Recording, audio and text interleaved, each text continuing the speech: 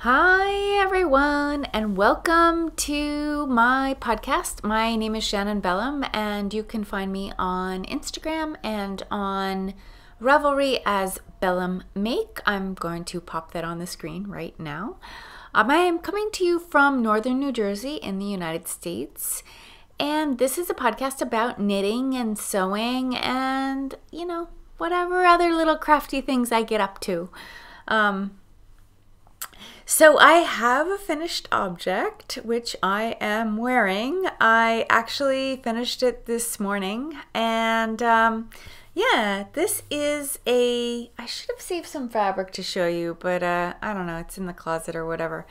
But I made a 100% linen summery dress for the summer because it's hot here where I live, and I'm really happy with it. I'm going to just stand up a little bit. I'm going to pop a picture on screen too, so this is my dress. It's like very drapey and loose. It has a very deep pleat. This is actually a pattern modification that I made, and I'll show you in a second.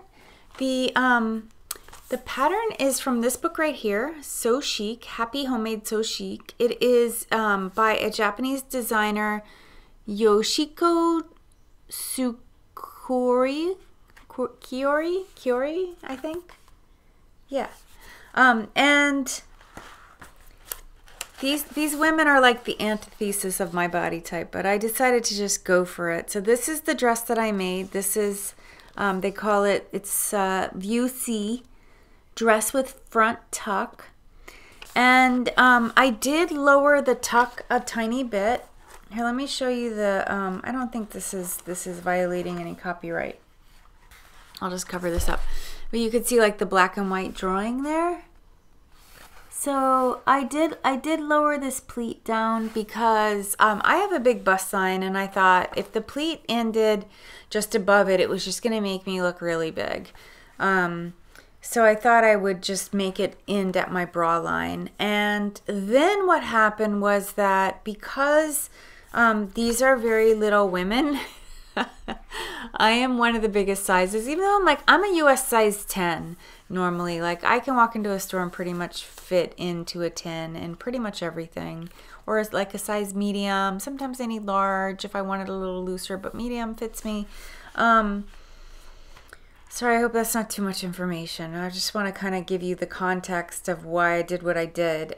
So I made the biggest size in this book. And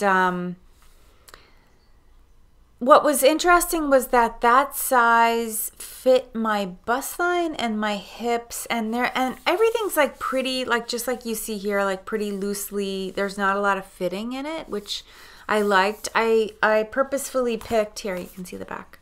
I purposefully picked, here's the one I made over here. Wait, here. I purposefully picked this pattern book because I liked the fact that everything was pull-on. There were no zippers. I don't even think there's any buttons. Just really, really easy sewing. And though I am a skillful sewer, I've tailored jackets and I've made multiple coats. I've done a lot of really complicated stuff. I've made evening wear. A lot of stuff.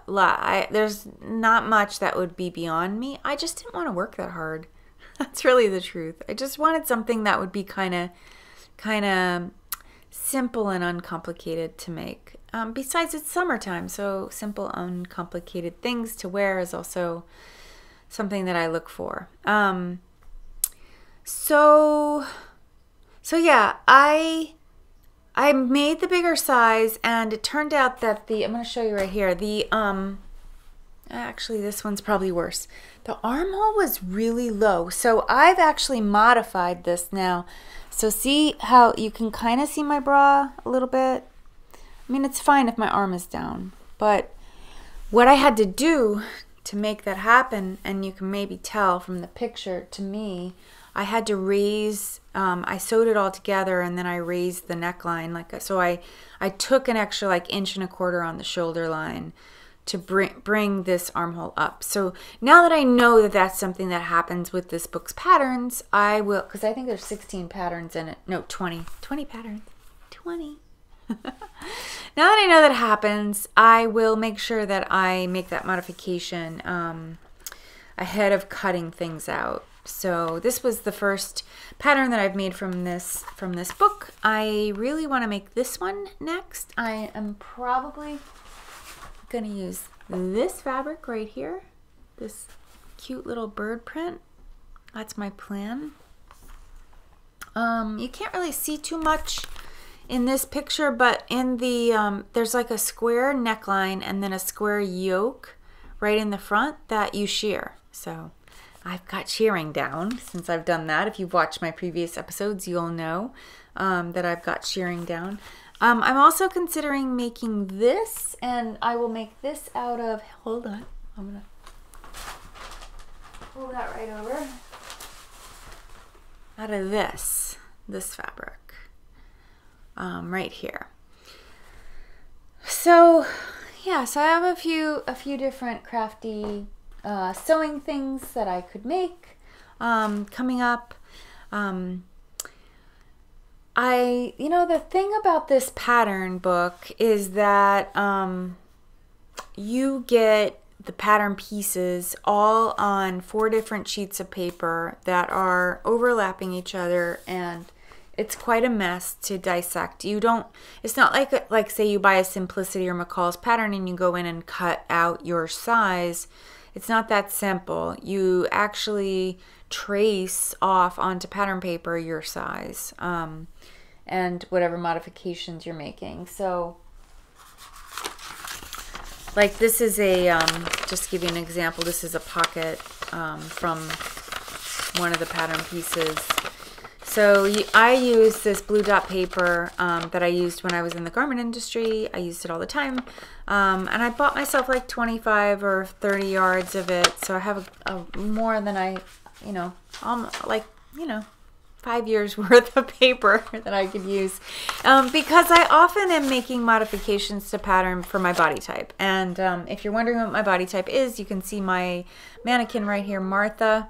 Behind me, she is pretty much my body type. I have a pretty big bust line and a small waist, small rib cage and waist, and then a big booty, big hip. I'm an hourglass shape, and so normal commercial patterns don't fit people like me.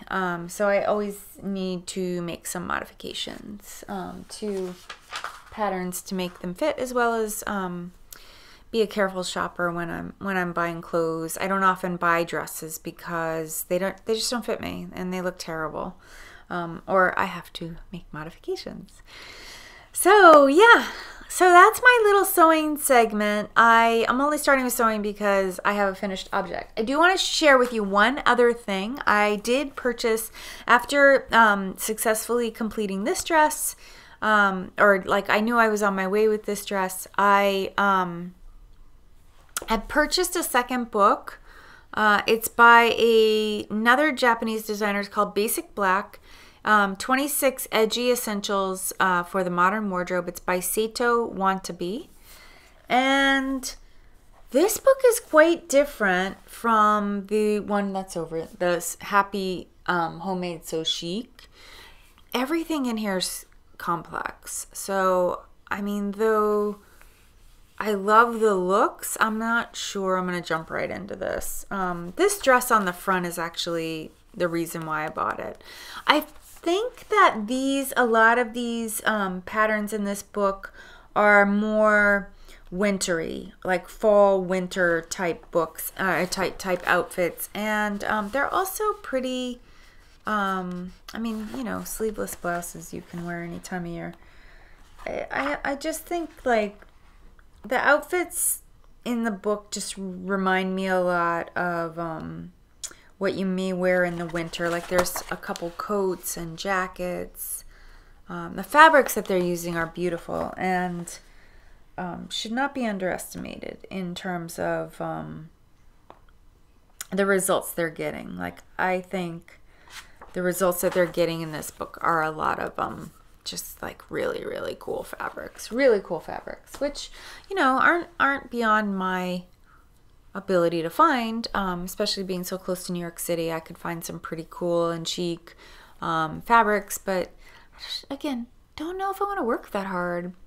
I'm not sure. I don't know. I don't know if I want to take that on. I mean, I do have a kilt planned, and that's a big project. I read that it's going to take me 40 to 60 hours to make one kilt. That's a lot of hours.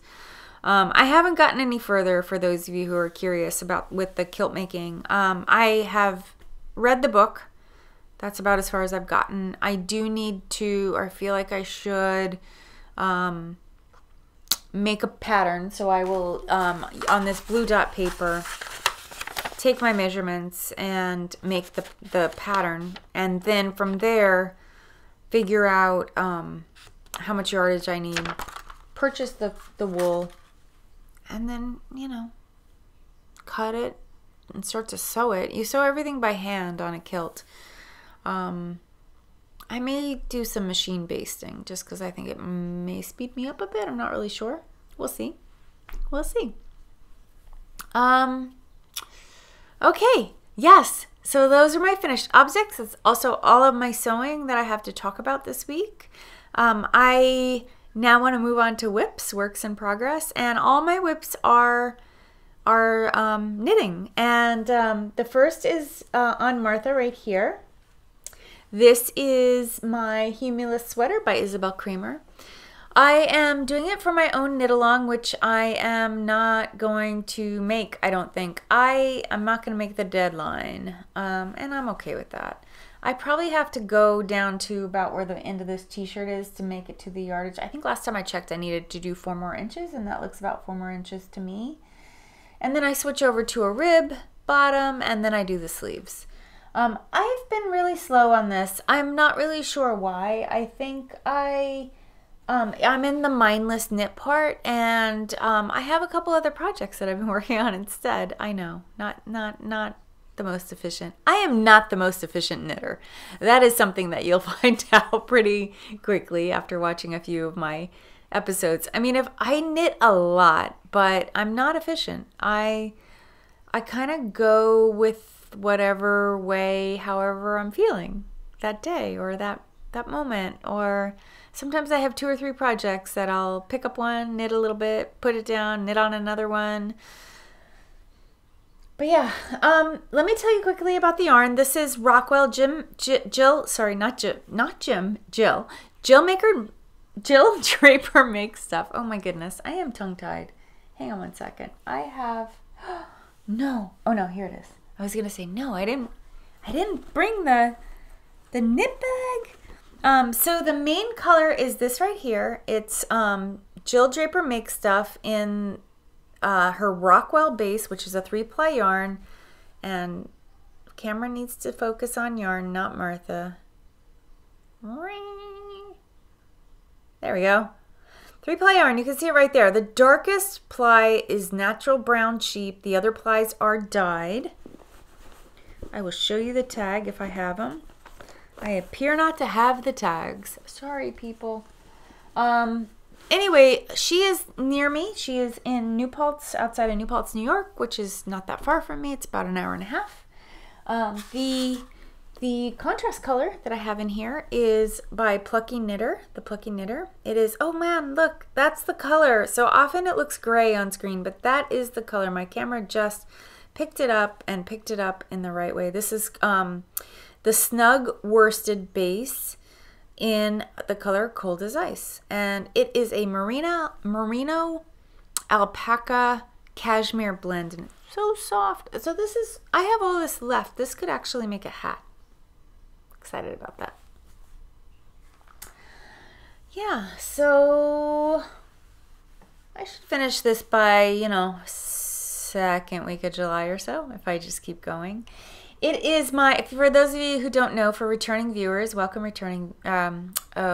new viewers. For returning viewers know this, new viewers may not know this, but I'm a university professor and I am teaching summer classes, and mindless knitting like this, just straight stockinette, where I'm just going around and around and around for inches and inches and inches, is really good for grading. And this week I didn't have any grading. I had a week off. I started a new class. My new class actually started this week, but they turned in their first thing for me to grade last night, and it it has a related component that I thought I'm gonna wait till a related component, so I'll really start full-on grading on Monday. So yeah, expect to see more work on this. I expect to get this body done this week. I think I'm gonna get the body done, and then the sleeves might take a little more, whatever, planning and doing and all that stuff. And I had tea and it's way far over there. Okay, I'll have it after. It'll be cool by then. Okay, that's one work in progress. My other work in progress, actually I have two other works in progress. This is, look at this tiny little thing. There you go. Returning viewers will know what this is. This is the pattern called Mama Lucre. This is the Mama Lucre. It's basically underwear or bloomers or booty shorts, however you want to think about it. But it's like winter underwear to wear under whatever. And did I pull the tag? I did not. I am also using Plucky Knitters, the Plucky Knitter. This is the Primo Sport Base. Waiting for it to focus. Come on. Not on the Humulus. There we go. This color is called Jack of All Trades. I got it in a D-stash on Ravelry, and I paid a lot less than I would have if I bought it from Plucky themselves, though I do love Plucky. Let me tell you a little experience I had with this. So the pattern is written in size medium large, and I said that I'm a medium most of the time. But I was a little concerned that the size wouldn't fit me. I did match my measurements, and my waist measurement is exactly the same as the one that the pattern was written for. But okay, you don't even have to see my body because Martha's my body. But look at how tight that is. I was super concerned. I wasn't working on this because I was super concerned that I wasn't going to be able to even get it over one leg, let alone my waist.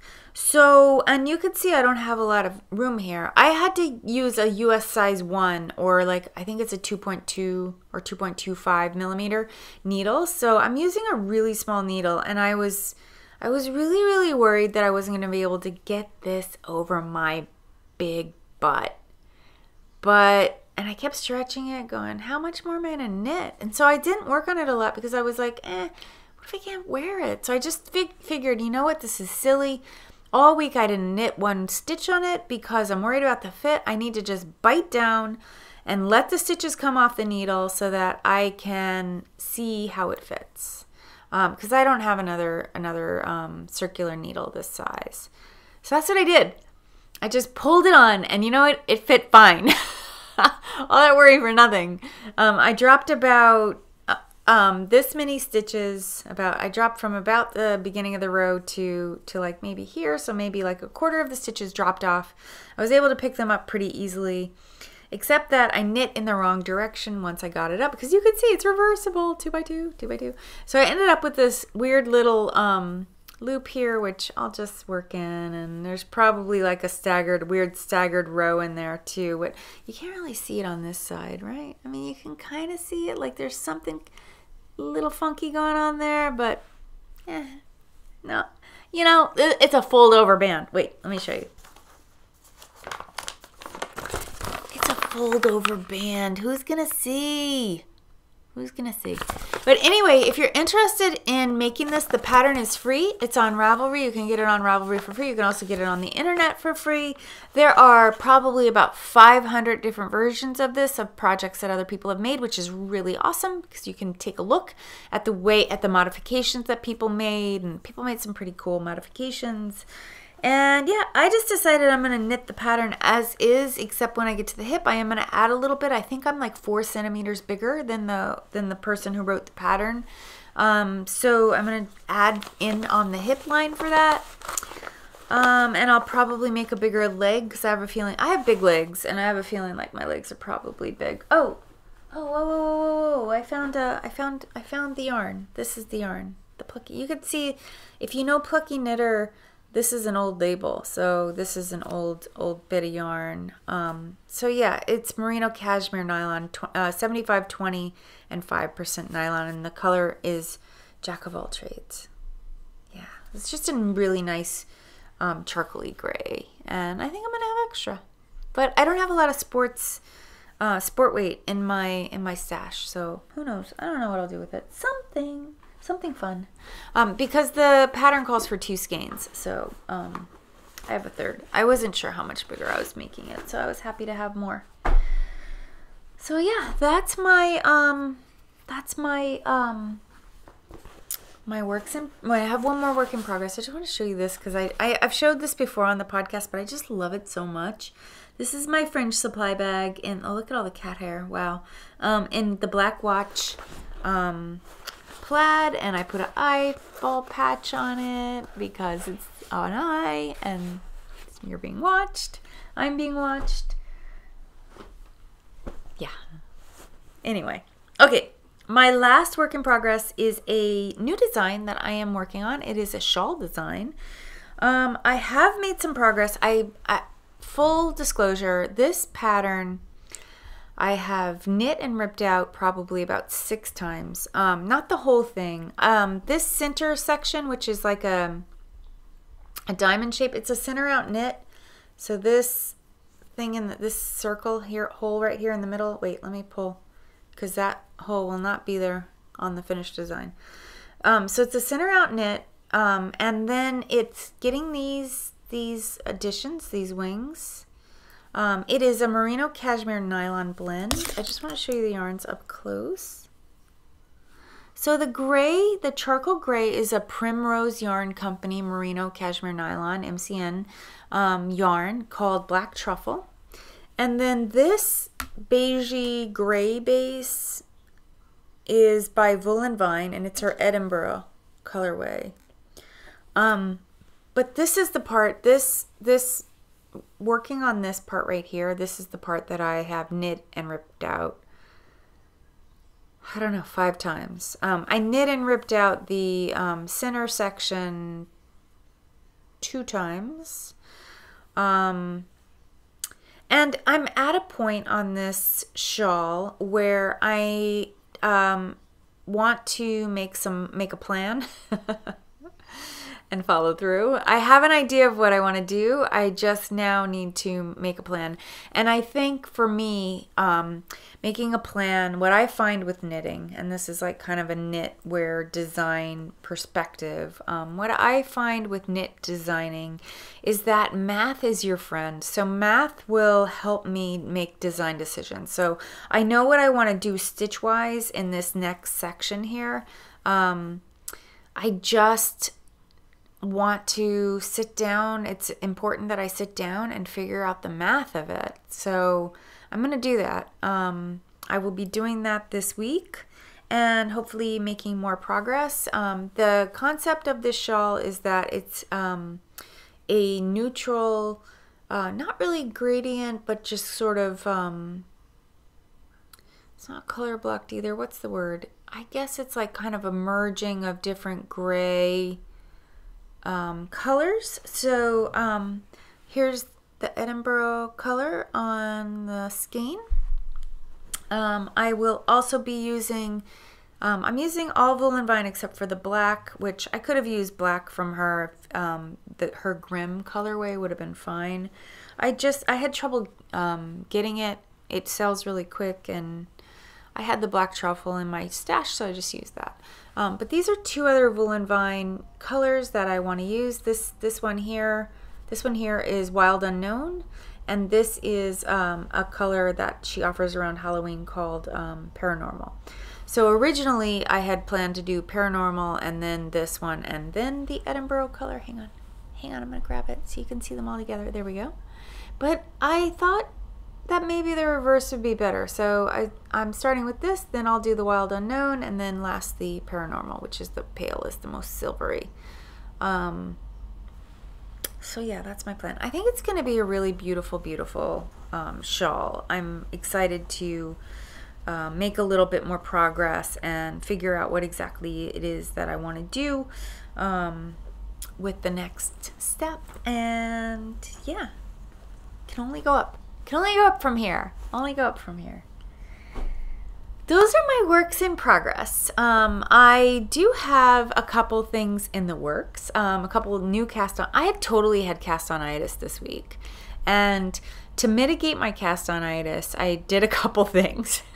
I swatched, which means that because I swatched, I'll be starting to knit some new things next week. But I really want to get this guy done. You must be so sick of looking at it. You've been looking at it for almost 2 months now, and yeah, it's time. The knitters in my knit along are either done or nearly done, and I want to be done too. It's a really warm knit to have on your lap in the hot weather, and our weather right now is pretty nice. It's warm during the day. I can walk around. I was wearing this dress today. I was able to walk around, and I was super comfortable in it. And tonight is nice and cool. It's going to be great sleeping weather, and yeah. Okay, so let me tell you about getting this done while it's still cool is going to be important. I don't want it to poop along all summer. I just want to crank through it and finish it. Okay. My swatches. I'm going to show you my swatches. So I signed up for Ysolda Teague's Mystery Knit Along, and it sounds really chill and cool, and it's supposed to last the entire summer. I think she has like 6 different weeks. For 6 weeks she gives you a clue, so it goes on for quite a while. And we got the instructions, the swatching instructions. I don't think that's giving anything away, where she told us to pick 3 different colored skeins. She said it was meant to be the yarns. It was designed using hand-dyed yarns. There's meant to be some variegation in colored texture like splashes and speckles, which is right up my alley. I love splashes and speckles. So she said look for colors that include some colors or tones that are used in the others, so you'd want to kind of create this gradual fade effect. So I picked out a whole bunch. If you follow me on Instagram, I posted all my choices on Instagram. I had 3 different color palettes, and I decided to go with this one. So these are my swatches. I mean, this is my swatch. These are my colors. She said to swatch it in a garter stitch, which I did. So let me tell you about my yarns. I ended up with 3 different indie dyed yarns. Whenever I make a shawl, I try to use singles because I have a lot of singles in my stash, and I'm always keenly interested to use the singles in shawls in particular, because they honestly, like, singles just don't wear that well with in sweaters. They tend to pill and not really wear very well. So yeah, so I tried to work with singles, and I ended up picking a group of singles. So this first one is one of my favorite designers, Indie Dyers, Garn Stories. She is a German-based indie dyer. This color is, this is her singles base, 100% superwash merino, in the colorway Grunge. Oy. I'm gonna have to push Martha off screen so that the camera focuses. I'm gonna just push her over a little bit so the camera focuses on the things I'm putting in front of it. So Grunge is this really mostly solid gray. It has some speckles, which you can see right there, some orange and purple and black and gold speckles in it.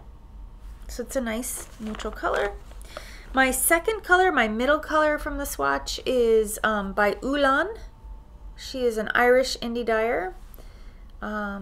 And it is, hold on, I'll show you the tag. Ulan, that's the way that's the way it's spelled. Olann. Hand dyed in Ireland. She's in Dublin. This is her singles base, 100% superwash merino. And last the last color I used, also in a singles base, is this is Can't Stop, Won't Stop by Vine Yarns. There we go.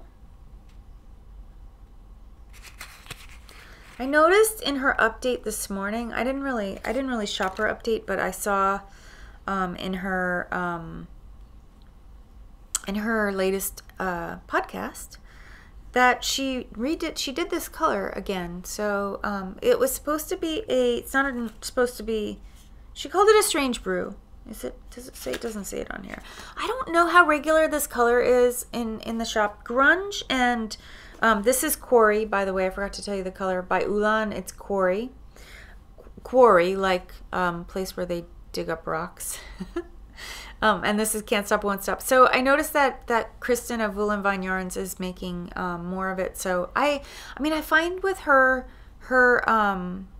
shop updates and stuff that she makes what she wants to make. So she doesn't have any stores that she sells to or anything. So if you like a color of hers and you see it in an update, you should get it, because the chances of it being there later, you don't know. You never know. You just never know. She may be tired of making it the very next week, and then you won't get it until she's ready to make it again. So yeah, it's on her Nuvo base. Can't Stop, Won't Stop. 100% superwash merino. So American, sorry, U.S. dyer. Vine is U.S. dyer. I feel like everyone knows about her. She's been around a while. She's one of the older indie dyers, which she hasn't even been doing it that long. But anyway, those are my colors. So from light to dark. Light on the bottom. The Ulan is my mid-range color. What's blowing out the camera? Is it my dress? Maybe it's my dress. So first clue comes out on Monday, the 25th. If you haven't joined and you want to, I think it's going to be a nice, relaxing knit. Okay, and the other thing that I got antsy with, I'm going to actually pop a picture on screen right now because I really don't know if I'm saying this right. It is I have been thinking about knitting this sweater for a while. It is the, am I going to say it wrong? Sipla sweater by Boyland Knits by Caitlin Hunter. When I saw it, I immediately thought of this La Bien-Aimée yarn that I have in my stash from Vogue Knitting Live. I had bought 3 skeins of this, which I tend to buy 2 or 3 skeins of colors that I really like. And I also had this lovely skein of La Bien-Aimée from Rhinebeck. This is the Autumn and Rhinebeck colorway. I had bought it at Indie Untangled. It was one of the special colorways that Indie Untangled runs or ran for 2017 Indie Untangled. And my thought was I am going to knit these two together into this. I thought when I got these in Vogue Knitting Live in January, and I already had this from October, I put them together and I was like, wow, these look really great together. Like, these would be very complementary. And then then Caitlin Hunter came out with the, I'm gonna pronounce it wrong, Sipila.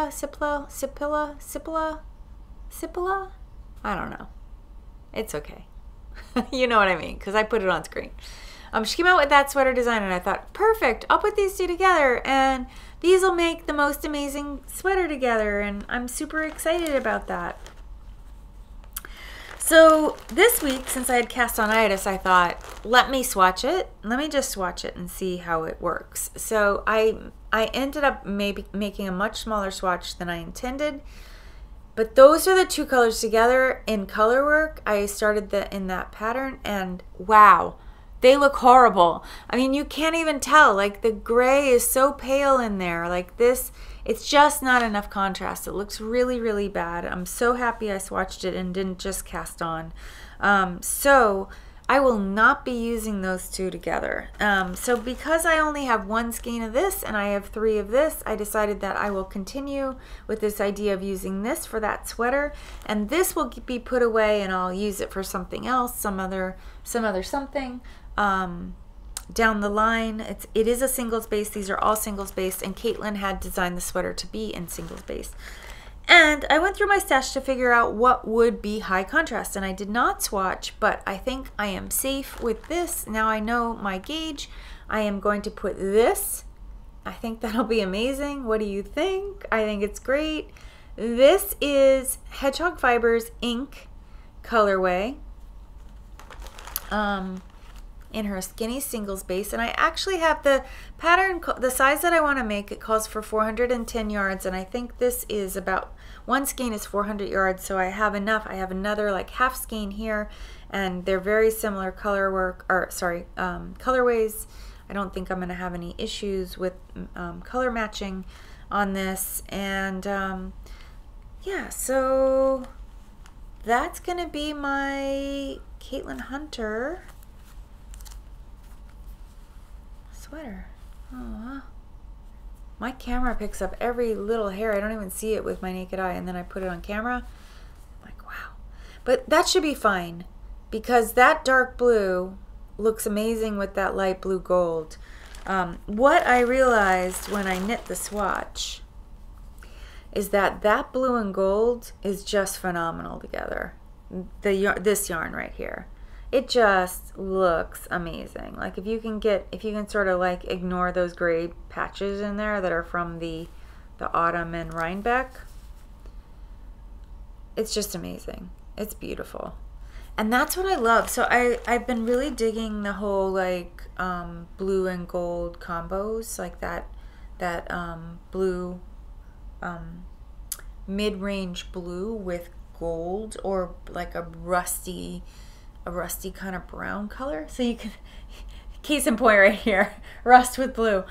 This is like a little bit different shade, and that sweater that Caitlin designed is very loose and like very drapey, and I think it'll be a nice summer weight sweater, as well as like a good late early autumn, like kind of a 10-month sweater. And there's probably just going to be a couple months out of the year where I won't wear it unless I'm in a cool climate on a summer night, which does happen. It does happen here in New England where I live. Or where am I? Mid-Atlantic, I guess, is where I really am. I'm a New Yorker at heart, so I could be living in New Jersey, but really I think of myself as a New Yorker. And when I travel, people ask me where I'm from, I say, New York. I'm from New York, because I lived in New York for many years, and in my heart, I'm still a New Yorker. All right. That ends my podcast. I don't have anything else to show you. I look forward to giving you updates next week. Maybe I'll have a new dress to show you, and maybe I'll have this guy, the body done at least, maybe just working on the sleeves. Maybe I'll have something new on Martha. I'm not really sure. I'll let you know. All right. I hope you all have a very good weekend. Thank you for watching. Please like my video if you enjoyed the content. Please subscribe if you haven't already, so it helped my little tiny channel grow. And comment below. I read everything. I comment back on all the comments. I can still say that because I only get a handful of comments every week, which is awesome. I love it. I love our little group. It feels really intimate and nice. And I hope you enjoyed my content this week. Bye. Take care. See you next time.